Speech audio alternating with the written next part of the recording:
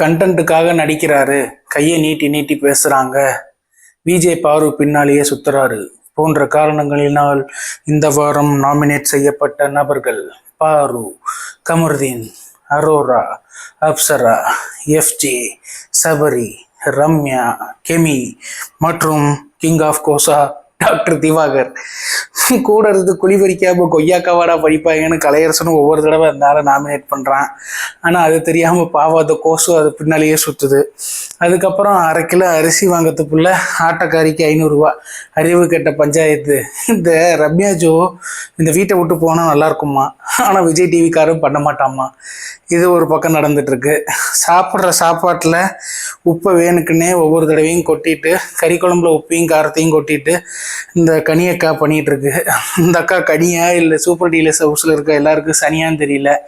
அந்த அக்காவை வில்லியாக மாற்றி விடாமல் எல்லாம் அந்த அக்கா பின்னாலேயே சுற்றிக்கிட்டு இருக்கானுங்க.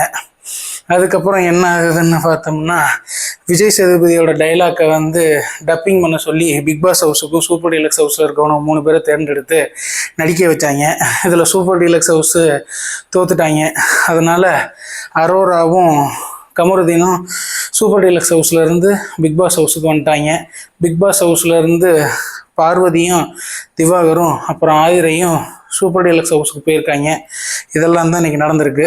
இன்னும் வேறு என்ன சுவாரஸ்யமாக நடக்குதுங்கிறத பொறுத்திருந்து பார்க்கலாம். All the best.